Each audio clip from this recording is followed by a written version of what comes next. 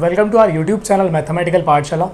This is the last lecture on this course field theory, and I'll be discussing some basic remaining properties of finite fields, and I'll give you some more important concept which is related to number theory. And यहाँ से question अभी तक पूछा नहीं गया किसी examination में, but chances है कि अगर नया क्वेश्चन फ्रेम होगा तो आपको क्वेश्चन एज इट इज मिल सकता है. In the last lecture, we were discussing about this polynomial, which is a very special polynomial that actually gives you all the elements of the field with p power n elements. Suppose I want to factorize this polynomial into irreducibles inside capital Fx, capital Fpx. I want to write this as a p1, p2, some pk polynomials where each pi is defined over Fpx and each pi is irreducible.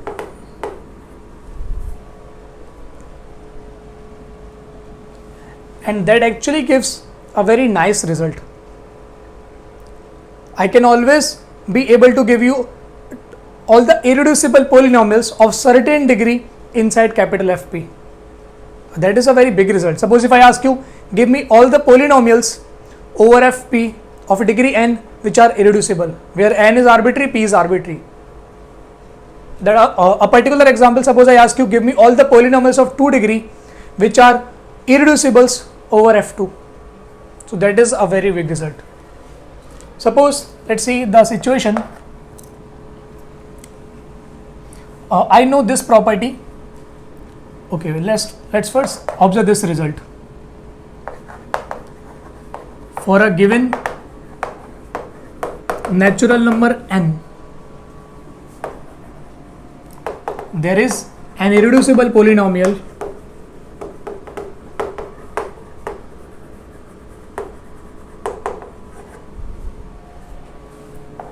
of degree n over Fp. This is again a very big result, but argument is two-line argument. Suppose someone is asking you in your interview, so this is one of the interviewer's question. Someone asks you, suppose I give you any fixed natural number n, can you always give me an irreducible polynomial of degree n over the field Fp? Fp is a field with p elements. So the answer is true, and the argument is a two-line argument. Let's see the proof.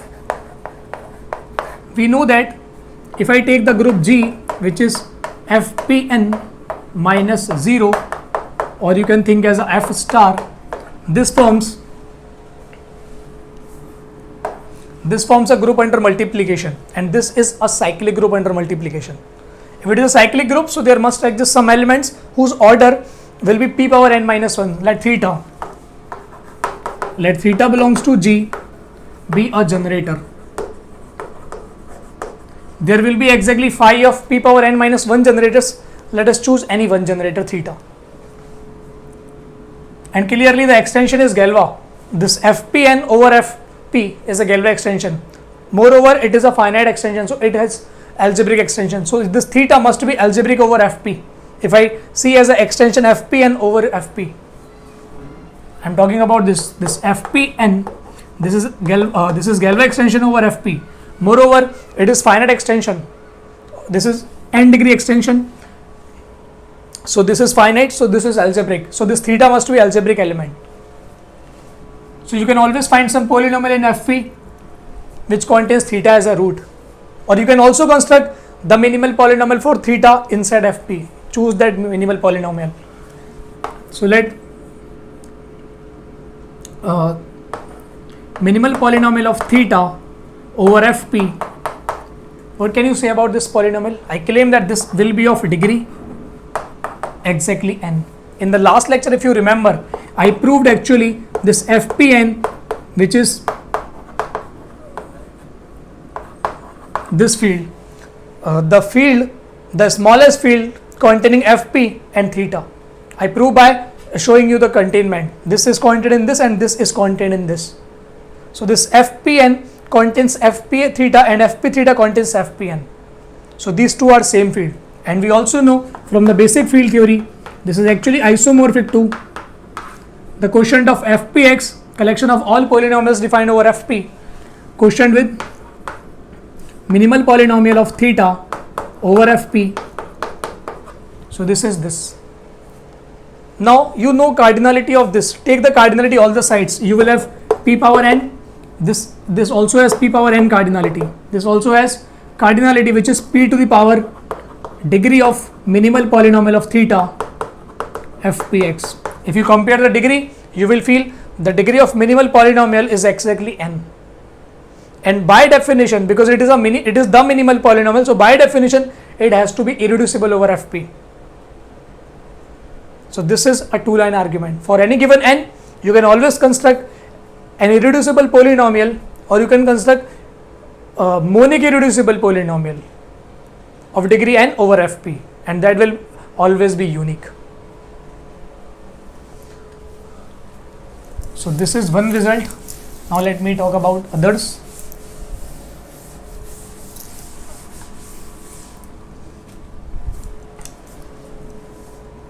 Now I want to factorize this polynomial again. Let px be an irreducible polynomial, or you can think as this px is an irreducible factor of this x p power n minus x. Then you can think, what can you say about this px? So let's say px be an irreducible polynomial over fp containing,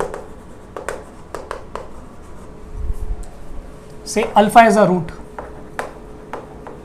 and also you assume, let without loss of generality, degree of px say d. See, this is a irreducible polynomial defined over fp and containing alpha as a root.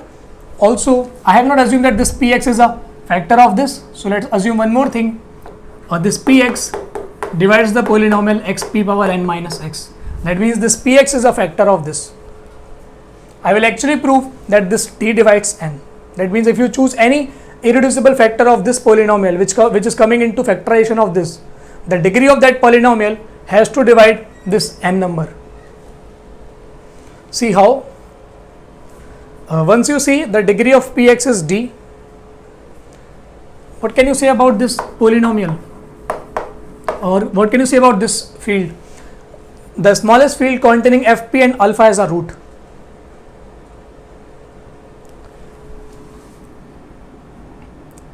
Can I say this is actually isomorphic to fpd? Because this you can think as fp x and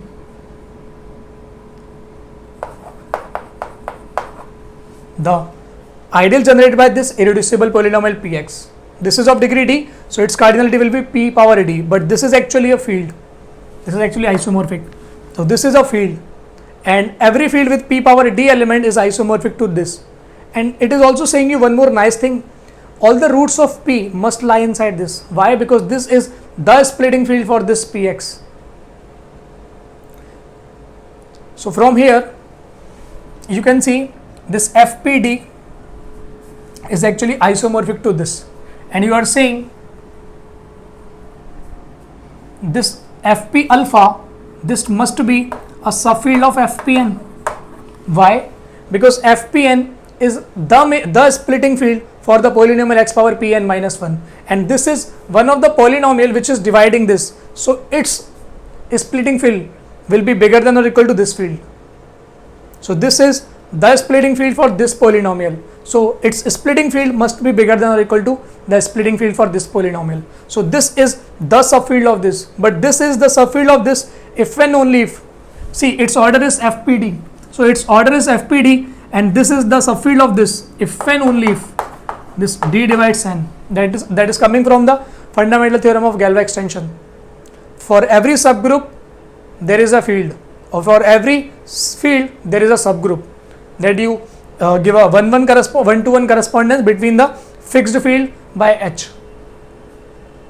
So any polynomial you choose which is an irreducible factor of this, so that must be of degree d, where d is a divisor of n. Now once you understand this, next question directly comes into your mind, then how many factors will be there of degree d? That is actually a key point of today's lecture we will be discussing. So now you have understood, if I give you this nice polynomial x power p power n minus x, you can always write as irreducible polynomials over fp, and where degree will be dividing n. Now I ask you, what can you say about the degree, or what can you say about the number of irreducible polynomials of certain degree? So this is again going to be a nice concept, but before that let me give you some basic theory. Mobius function. This function I am defining from natural number mu of n. This is defined as 1 if n is 1, 0 if n is not square free. That means at least one prime is there such that p square divides n. So there is an square factor in the factorization of n. Factorization means prime factorization. Minus 1 to the power r, where r is number of distinct prime divisors of n. So these three possibilities can occur at a time, because if n is 1, then you choose the value 1. If n is not square free, you choose value 0. If n is square free, then choose r to be number of distinct prime divisors, then you choose value minus 1 power r. This is a Mobius function.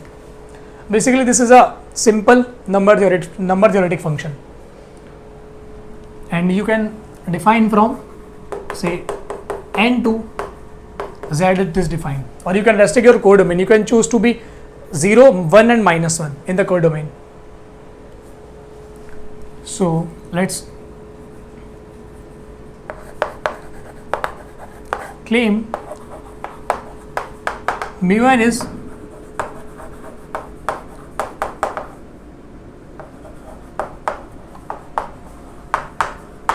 multiplicative function. Let's observe without writing any line. Multiplicative means, I am writing the definition of multiplicative function.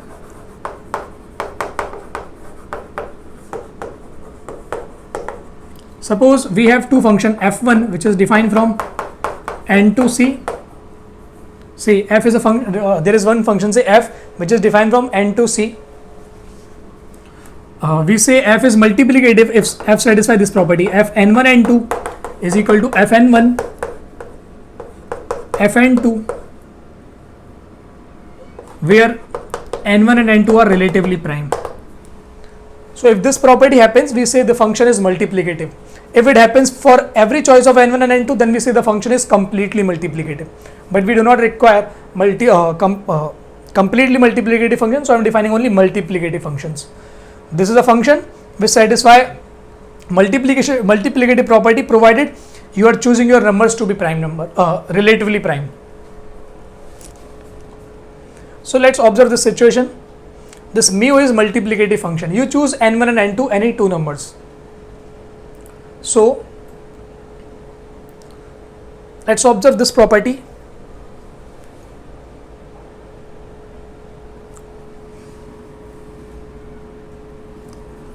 Let n1 comma n2 have GCD 1. Then you want to find mu of n1 n2, and I am actually saying it is nothing but mu of n1 mu of n2, and there is nothing need to write again. See, if n1 and n2 do not have any common factors, that means its prime factorization will not contain any prime which is coming into the prime factorization of n2, and same argument for n2. So n1 n2 will contain a different type of prime factorization, so there will not be any common prime factorization, or there will not be any common factor other than 1. So as many as numbers of prime factorization will be there, as many as will be there. If suppose n1 has odd number of prime factorization and n2 has, I am assuming both are square free, because if any one is not square free, this side will be 0, this side will be 0. So I am assuming both are square free. If both are 1, case again is easy. So assume both are square free. Suppose n1 has odd number of distinct primes and n2 has even number of distinct prime. So this n1 into n2 will have odd number of distinct prime factors. So this will be positive 1, this will be negative 1. So you will have negative 1, that will be this. So you can feel this mu n is multiplicative function.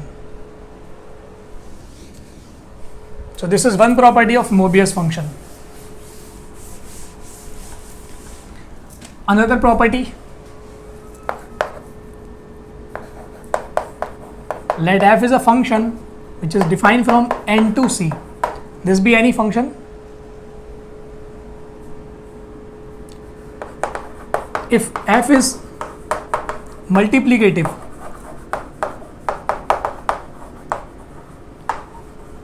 then the new function capital Fn, which I am defining as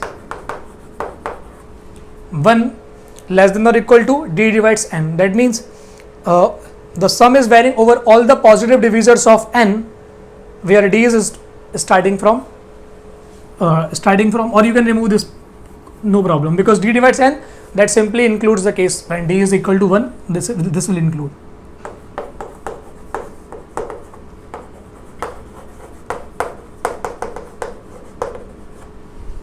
If Fn is multiplicative, then the function I am choosing capital Fn, which is summation d over d divides n, fd is multiplicative. See, this is again a very nice one. You do not know whether what is this function, but you know the multiplicativity. Then you can use the multiplicativity here. That is actually I am going to use in the proof. You want to prove this function is multiplicative, you choose two different n1 and n2 and both are relatively prime. Then fn1 n2. Okay, I'll give you just hint. I will leave the proof it to you. This proof is easy. Suppose n1 comma n2 be two relatively prime numbers. This is the symbol for GCD. Then you write fn1 n2. You can think as summation d divides n1 n2 f d. But n1 and n2 do not have any common factors. So this single summation will be turned out into a double summation, because you have to work with every divisors of n1 and n2. But every divisors of n1 and n2 will or you are choosing every divisor of n1 and every divisors of n2, then your condition will be fulfilled. So this you can think as d divides n1 fd summation d divides n2 fd. This you are able to write because n1 and n2 do not share any common factor. Then you can take this summation as a double summation, d divides n1 and d divides n2. So this is nothing but capital Fn1. But see, every time I say, if you feel any uncomfortability in your studying or any topic, you just try to construct some simple examples by on your own, you will have a strong intuition. So you choose any multiplicative function, then you work with this function, you will have a strong feeling for this. If you stuck any step in the proof. So this is multiplicative function.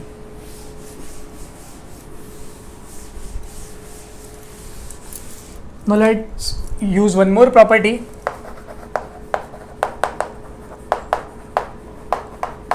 Mobius inversion formula. This is a basic formula from the basic number theory part, but it sometimes gives very important result.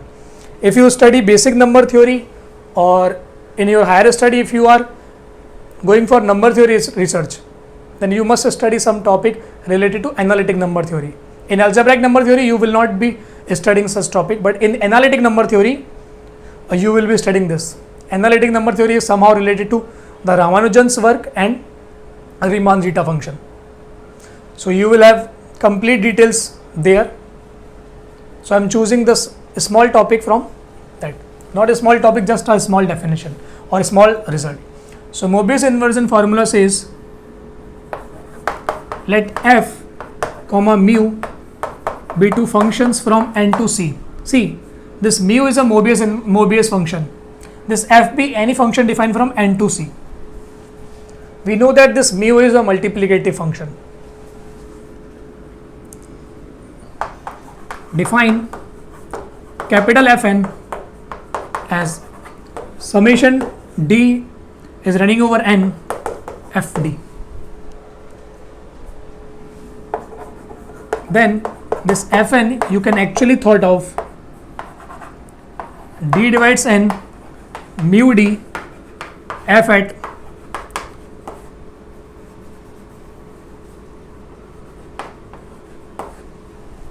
f n over d.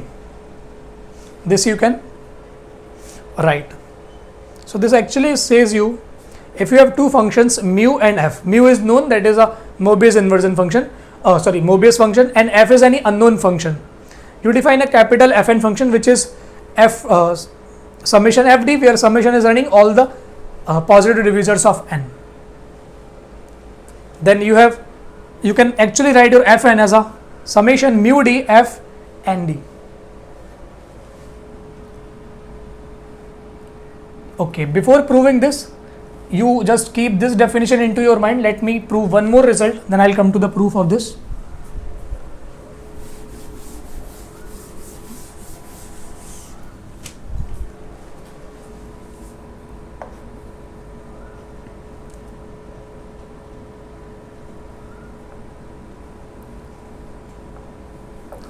Summation d divides n mu d is 1 when n is 1, 0 otherwise. See, if you are finding the value of Mobius function over some over divisors of n, if you take all the sums, then if your n value is 1, you will get value 1. If n is other than 1, your value will be 0, where n is a natural number, because I have defined my mu function for natural numbers. Let's see some example. Suppose I choose n to be 4, then I will have mu 1 plus mu 2 plus mu 4. I will have this.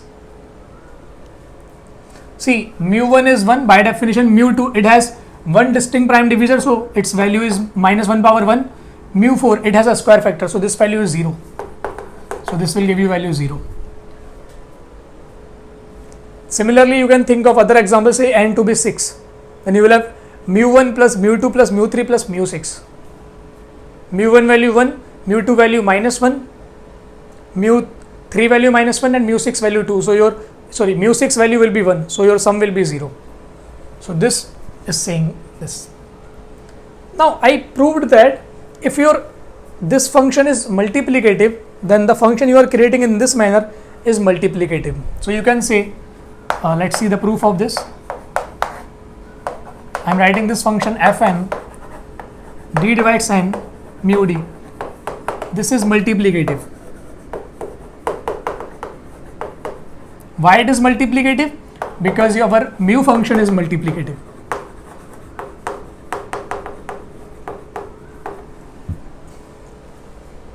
So this Fn is multiplicative. If I prove, or see this, I want to prove that this value is actually 1 when n is 1 and 0 when otherwise. So clearly f1 is 0, so no need to prove for n is equal to 1. Suppose n is not 1, so n must have some prime factorization, say p1 power alpha 1, p2 power alpha 2, and say pk to the power alpha k. But then I know that my capital F is multiplicative function. So capital F n1 or capital F n is same as capital F p1 alpha 1, capital F p2 alpha 2, capital F pk alpha k. I will have this because p1 power alpha 1, p2 power alpha 2, they will have GCD 1. p1 with any other powers of, or p1 with any factorization p2, p3 up to pk to the power sum, that will be co-prime always, because there is no factor. If you choose this p1 power alpha 1, then this p1 power alpha 1 does not share any factor with other factorization. Same argument for other primes. So this I can use the multiplicativity of this function. Now once it is multiplicative, let me work with this f p1 alpha 1.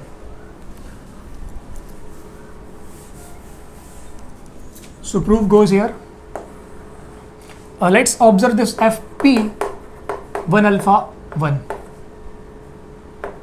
by definition this is a summation of mu d, where summation is running over all the positive divisors of n. So what is d here? What is n? N is d divides p1 power alpha 1 mu d. So I will have how many divisors of there for p1 power alpha 1? So you will have alpha 1 plus 1 divisors. So you will have mu 1 plus mu p plus mu p square plus up to mu p power alpha. Okay, let me write p1 power alpha 1. So I will have this, but mu 1 by definition is 1. Mu p1, it has only one distinct prime factor, so its value will be minus 1 power 1. It is minus 1, but rest are 0, because mu p1 square, mu p1's cube and up to mu p1 power alpha 1, everyone has a square factor, p square. So p square is a factor of this, factor of mu p1 cube and factor of p1 power alpha 1. So all the values will be 0. So this will give you value 0. Once it is 0, all the values are 0.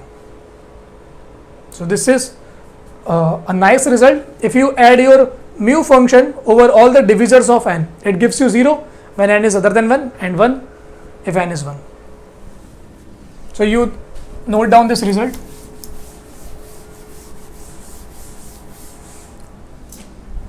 Now let's come to this Mobius inversion formula, which is a very nice formula. I want to prove this. So you are getting what I am going to use here. Let's choose this right hand side. The proof I am writing here. Summation d divides n mu d. What is the definition of this f of n d? So this f, say k divides n over d. Because if I write d, then I will have a confusion between this d and this d, but already I am having one d here. So there is a confusion. So I am writing this and fk. This expression can be thought in this format.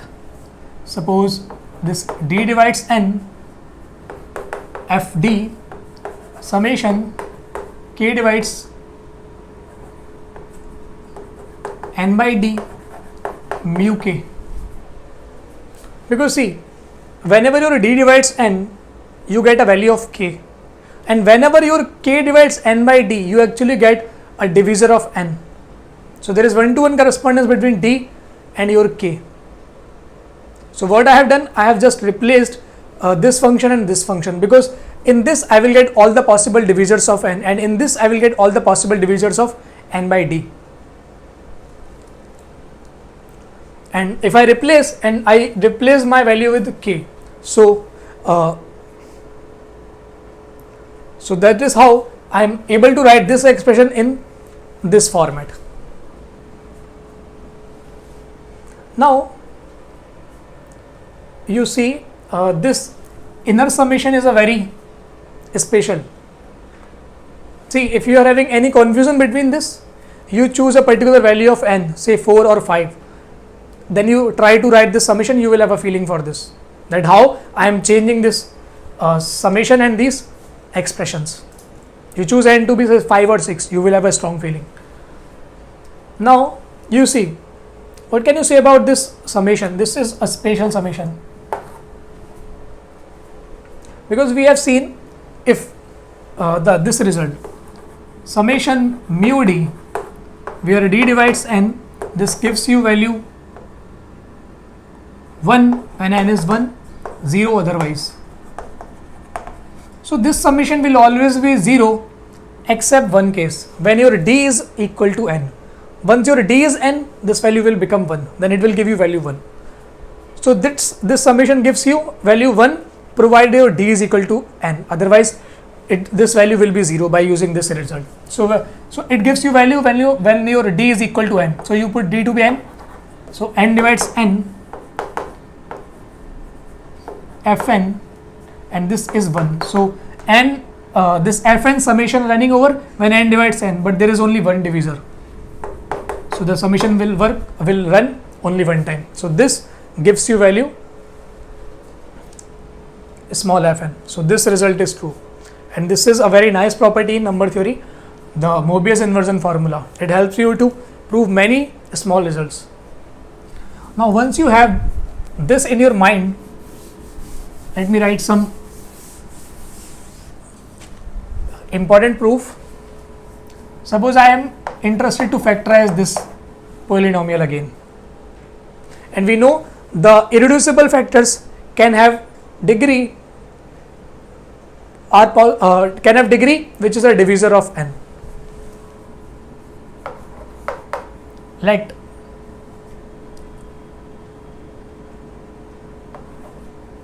d divides n and psi n, or say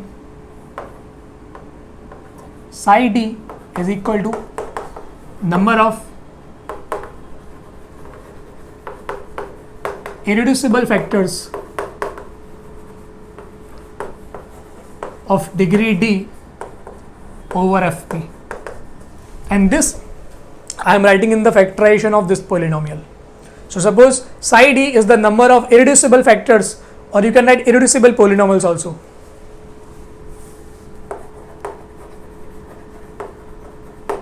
Of degree d over fp in the factorization of this polynomial. Now if this is the case, suppose you write this xp power n as xp power n minus x, say p1 p2 and some say pk. And now once you have this in your mind, I am removing this, you just keep this formula into your mind.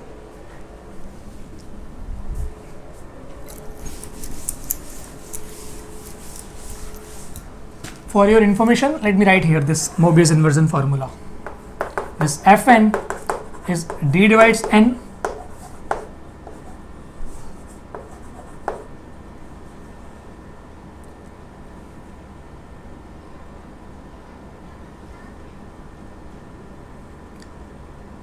okay, I'll write again.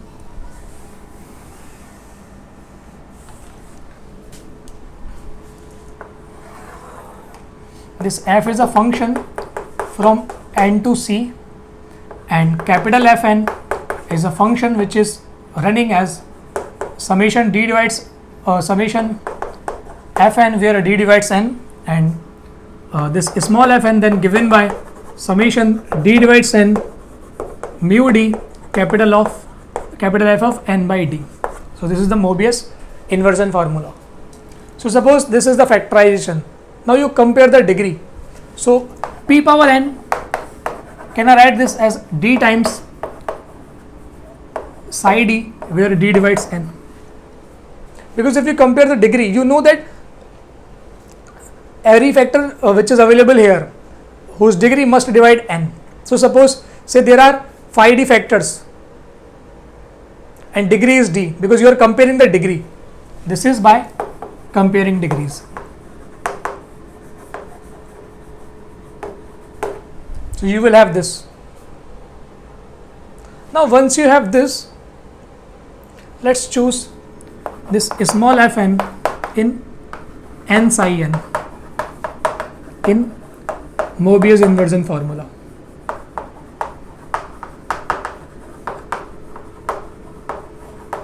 So if you use this in Mobius inversion formula, what will be your capital Fn? Let's observe.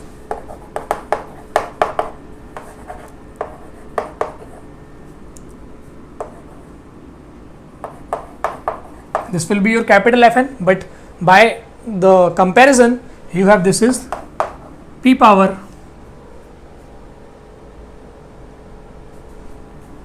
n. This is your capital Fn. Now once you have this, you can use this formula, the Mobius inversion formula. It will give you n psi n, which is summation d divides n mu d and capital F of n by d. But this is your capital F of n, so you can replace your n with capital n by d, then you will have p power n by d. You divide with n, then you will have psi of n is 1 upon n summation d divides n mu d p power n by d. So this is a nice formula which gives you exactly how many irreducible polynomials of degree d are available over fp. So this is a very powerful tool. Let me give you one particular example.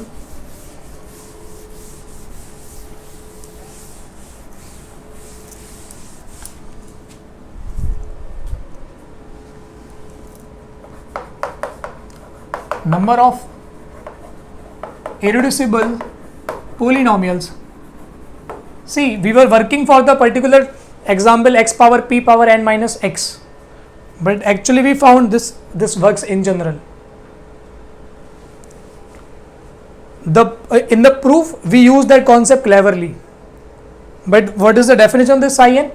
It is the number of irreducible polynomials of degree d of over fp for the psi d. Number of irreducible polynomials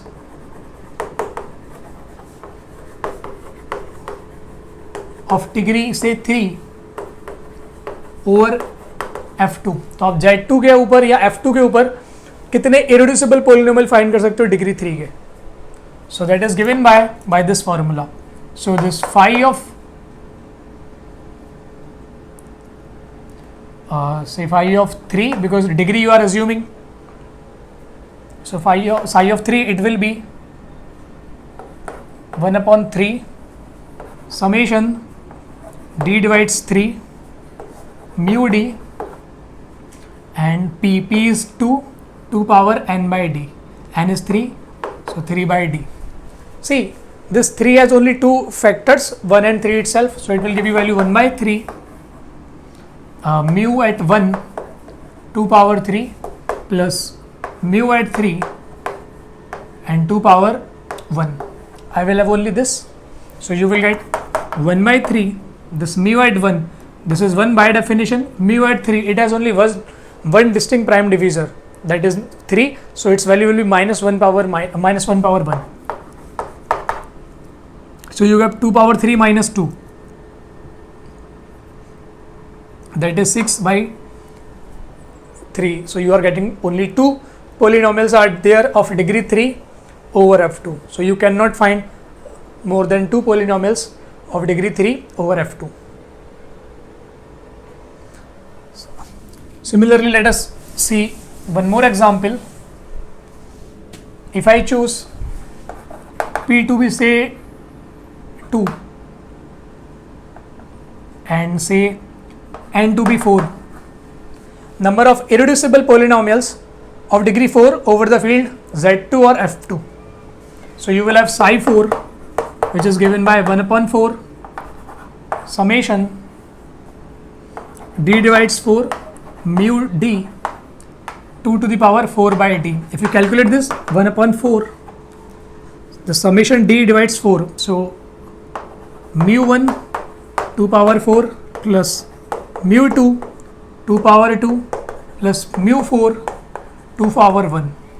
But mu 4 is 0 because it contains a square factor, it is not square free. So it will be 1 upon 4, this is 16 minus mu 2 is minus 1. So you will have exact 3 irreducible polynomials of degree 4 over the field z2. So now you can see how powerful formula this is. And I think everything will be clear to you. I have used some concept of number theory, but I have given all the explanation for that. Now I have one question in my mind. Let me ask you as a homework, but there will be no further class. So I'll give you answer, but I'll expect you explanation. We know the polynomial px x power n minus 1 over qx I am asking. So this is a polynomial, and the extension you find or the splitting field for this polynomial you find, that you actually call the cyclotomic field, that is given by q zeta n. So this is a Galois extension because this is the separable polynomial, this is the splitting field for this separable polynomial. So q zeta n over q, this group is Galois group. And what is the order of this group? Order of this group is the degree of extension of q zeta n over q, that is given by the degree of minimal polynomial of q, minimal polynomial of zeta n over q. This is the degree of minimal polynomial of zeta n over q. But this degree is nothing but because you know the minimal polynomial for zeta n over q is given by the cyclotomic polynomial phi n. So this is degree of psi n x, that you know Euler phi function evaluated at n. So this is your n. What can you say about this group? Whether this group is always cyclic or this group is always abelian. What can you say for this group? What is the phi n? The phi n is the order of this group. Order of z by nz star. If you count units of this Zn ring, you get the order phi n. And this is actually an abelian group. So what can you say about this Galois group? Can you find some homomorphism from this group to this group? Okay, let me give you one hint. This is actually isomorphic. Galois group of Q zeta n over Q is actually isomorphic to units of Z by nz. Let's define this map. Okay, I will not define a map, but I will give you a hint only. Say you are defining from Z by nz to Galois group of Q zeta n over Q. So suppose you are taking a map. So here your elements will look like A mod n. So you have to think for some mapping which becomes an isomorphism between these two groups. See, here your elements are the elements of quotient group. So I am writing A mod n. And here your elements are automorphisms. So wherever you map your this element, that should be an automorphism. So you think about this. Sigma A, where sigma A maps your zeta n. This is a generator. This maps to zeta n to the power A. So think for this. That means if you are evaluating sigma A at zeta n, you are getting zeta n power A. So verify this map is a well-defined map. This is an isomorphism. So that I am leaving it to you. I have given you all the hint. You just need to prove this statement, or you just need to prove that this sigma A is an isomorphism. And one more thing you have to work, you have to verify whether this is a well-defined map or not first. And take some particular examples also. You choose some value of n, say n value is 5 or 6 or 4. Then suppose you choose n to be 4, then you will have fourth roots of unity here. This zeta n will be a fourth primitive root of unity. So this field will be q adjoint iota. But q adjoint iota over q has 2 order. This also has 2 order. Because if you find the units of z by 4z, you are having only 2 units, 1 and 3. So you take some example, and on that example you try to work with this map. Then you will get an intuition how to prove this sigma A is an isomorphism for a general case. So this I am leaving it to you. See, in this throughout lecture, some things I have not given you all the details. I have just given the partial details. Because if in this course I give you all the details, and when will you start learning by yourself? So that will be a tough task. Because if you are going in a higher study, and वहाँ पर भी आपको अगर teacher की ज़रूरत पड़ेगी तो आप वहाँ पर रिसर्च नहीं कर पाओगे. तो आप अभी से अपना जो तरीका है वो पढ़ने का चेंज कर दो. आप सेल्फ स्टडी की आदत जितनी ज़्यादा से ज़्यादा हो सके उतनी डालो. जितने बुक पढ़ने की आदत आपको खुद से होगी उतनी ही आप आगे जाके अच्छे से रिसर्च कर पाओगे. अदरवाइज़ प्रॉब्लम होने के चांसेस हैं. बट आप बुक को लाइन बाय लाइन पढ़ो, थ्योरी को लाइन बाय लाइन पढ़ो और क्वेश्चन को अच्छे से पढ़ने के बाद सॉल्व करो. Then you will have start feeling for the subject. Thanks for watching this lecture.